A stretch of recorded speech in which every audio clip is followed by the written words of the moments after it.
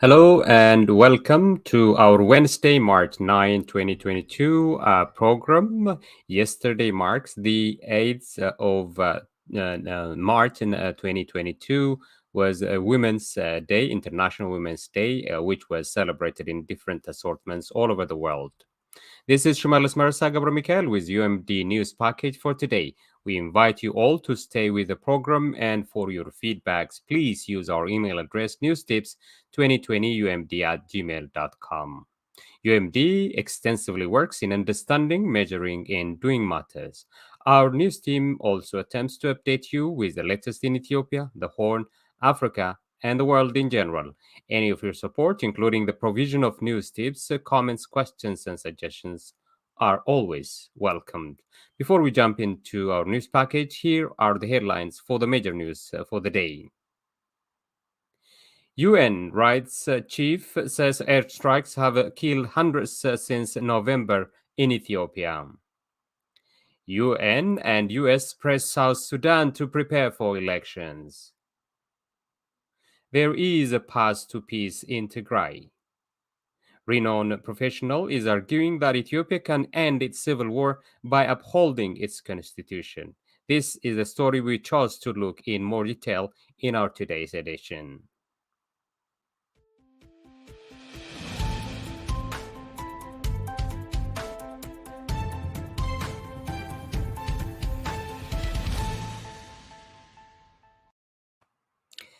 And now we will move into providing more information on these and other news items. As we always say, please do not forget to like and share our programs and subscribe to our YouTube channel. Also view our programs in other platforms, including the Facebook. Now we will go into the first chapter of our presentation, that is looking at the news in brief. First up, UN Rights Chief says airstrikes have killed hundreds since November in Ethiopia.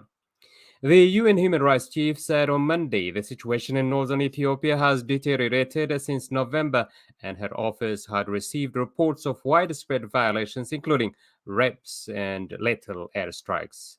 Michelle Bachelet told the Geneva-based Human Rights Council her staff had recorded 304 deaths and injuries to 373 people in airstrikes apparently carried out by the Ethiopian Air Force in Tigray and Afar regions. The government has regularly denied targeting civilians in the 16-month-old war pitting Ethiopia's federal force against the Tigray People's Liberation Front (TPLF). Ethiopia's envoy to the Human Rights Council, Michelle Mahalet Hailu, dismissed Bachelet's statement on Monday, saying it was at variance with the facts on the ground. Meanwhile, clashes between armed Fano local security results in casualties in Mota city in the Amhara regional state. Report said clashes broke out on Sunday, the 6th of March in Mota town in East Gojan zone of the Amhara regional state, leaving unknown numbers injured.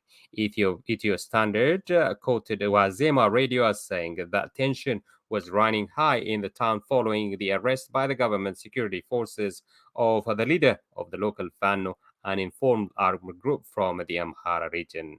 Sunday's confrontation between Fano members in Mota town and federal security forces was caused by a request made by the latter to stop an ongoing military training for Fano members. In a statement it released following the incident, Mota city administration said that 4 security forces were killed by unidentified armed forces on Sunday. According to the report on Wazema, however, the clashes preceded the refusal of an armed leader of Fano Mota town, who was late on arrested, who was later on arrested. Subsequently, clashes broke out. Quoting residents of the town, the report said that at least 6 people were injured in the shootout, which followed the deployment of additional security forces. The town has since regained stability.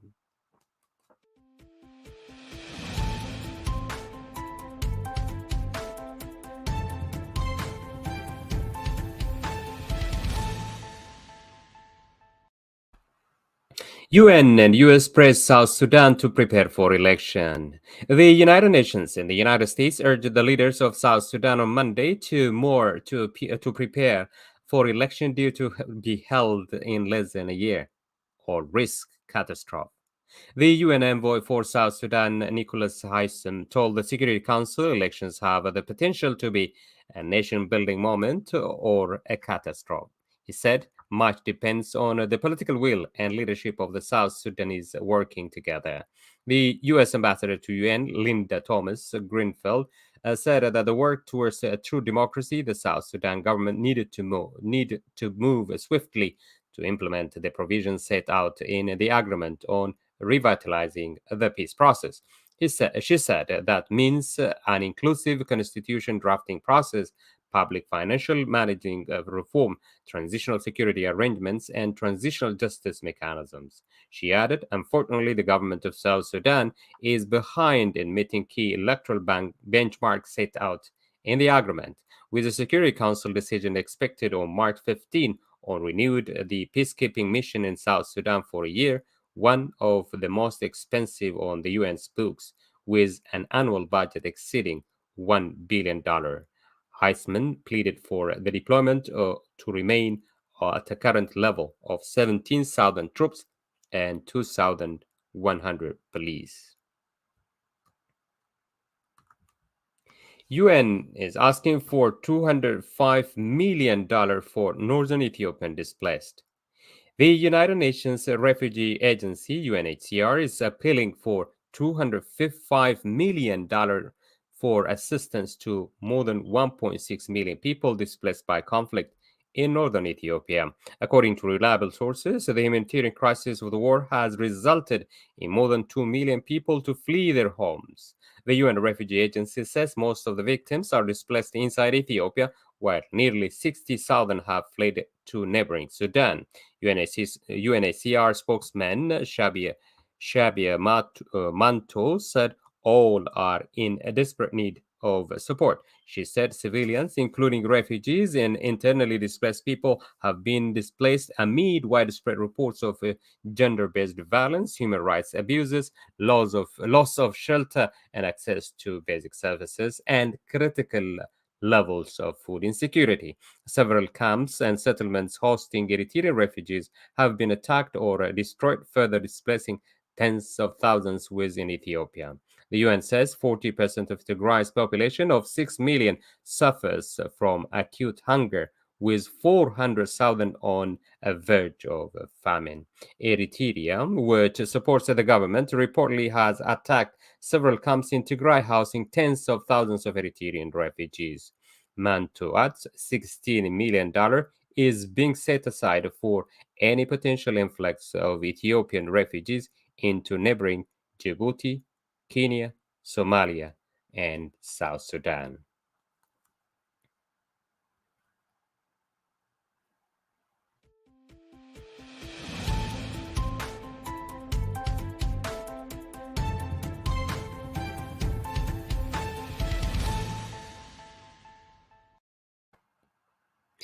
Somalia's worst drought in decade escalates.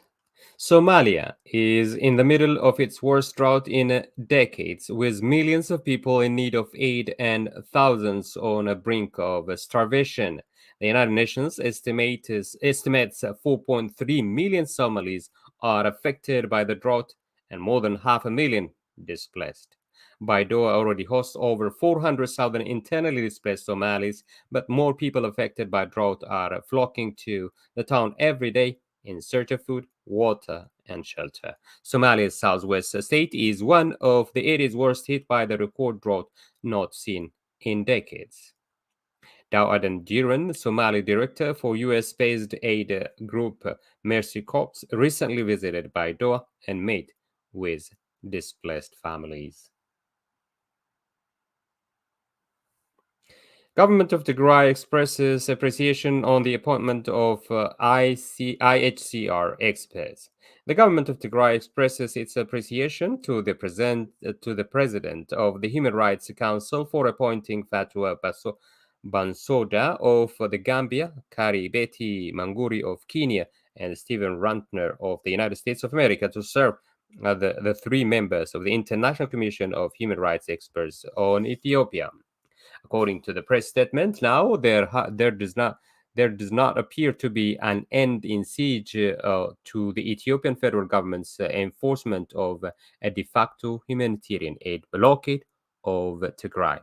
The blockade, the Tigray government said, is characterized by the aggressive obstruction of humanitarian aid delivery, the denial of life-saving medical supplies and fuel, and the suspension of basic services such as banking, electricity, and telecommunications, among others.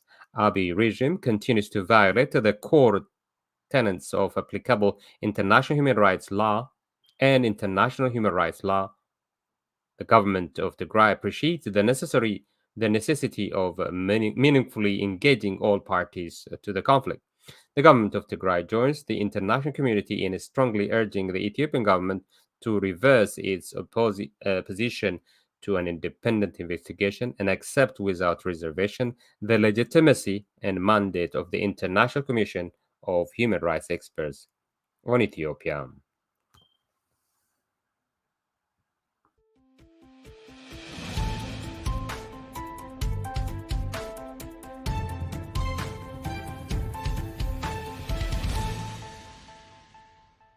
We move to one story we have chosen to present to you in more details. There is a path to peace in Tigray. Ethiopia can end its civil war by upholding its constitution, a renowned professional argues.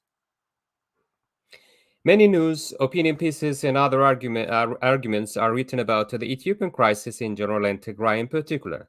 For today, we chose to present an opinion piece by Mahari Tadela Maru, a professor and academic coordinator at the European University Institute School of Transnational Governance. Here is an overview of his arguments for you, our viewers and listeners. Professor Mahari starts his thought by presenting the needs of the people and the actuality of the current crisis in Tigray. He states, in the eyes of the people of Tigray, there is a clear route to the peace, but it will require tough decision, starting with willingness to accede to the people's most essential demands. Mahari noted that the suffering of the people of Tigray and neighboring regions is well documented, most importantly as to how the war has strangled Tigray with what the United Nations called a de facto blockade. According to him, with 5.2 million out of 6 million in desperate need of food aid, nearly 83% are food insecure, 40% are facing extreme lack of food, and 900,000 live in a famine-like situation. It clearly demands immediate solution. He noted that Tigray wants, first and foremost, an immediate end to siege. It wants humanitarian aid to reach the vulnerable people dealing with the horrors of this war. Public services such as transport, electricity, telecommunications, and banking, as well as deliveries of fuel and other items, are indispensable for survival. Once the humanitarian blockade is resolved, attention can then return to the matter at the heart of the conflict. In the past few years, particularly in the last 15 months, Tigrayans have confirmed that Ethiopian and Eritrean armies, as well as the Amhara regional forces, are waging a genocidal war against the communities, demanding greater self rule. For Mahari, central to the conflict is the current populist nationalism with the imperial ambitions that relies on ethnic majoritarianism to monopolize power by whatever means available. Tigrayans view the federal government as an enemy that sided with ethnic Amharas, even more deplorable. The federal government worked with Eritrea's dictatorship against its own people. Professor Mahari continues building his arguments. Tigrayans at some point learned the disappointment truth that no Ethiopian federal system, no Pan African mechanism, and not even the international community will save Tigray from atrocities. Hence, it would also enable warring parties to begin negotiate a political agreement on a transnational process in Ethiopia, including a nationwide, comprehensive, and verifiable permanent ceasefire and preparation for a referendum on the future of Tigray, as per Article 39 of the 1995 Constitution. Ethiopia's current woes are the result of political gridlock.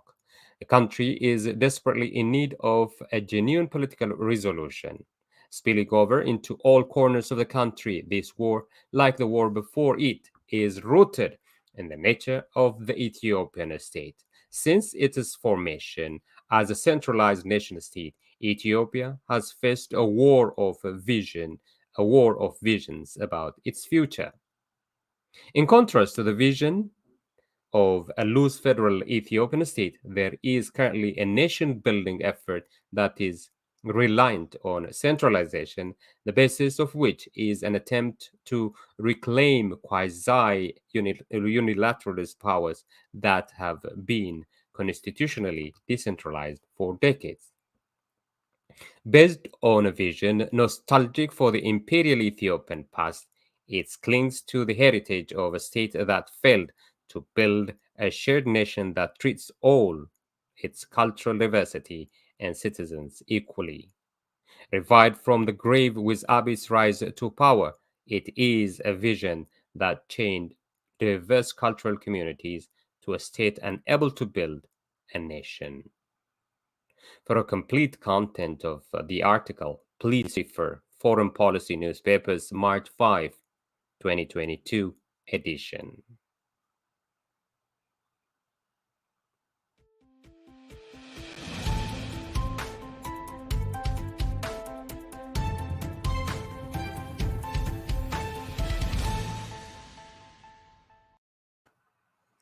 Well, with that, we come to an end of our news program for today. This has been Shimelis Gebremichael here at UMD Media. Please do not forget to like and share our program and subscribe to our YouTube channel. You can follow our programs through our other platforms as well, and to become the first to know what's going on in Ethiopia, the Horn, Africa in general, and the world. You can easily reach us via our email address, newstips2020 umd@gmail.com. Thank you for watching and have a good one.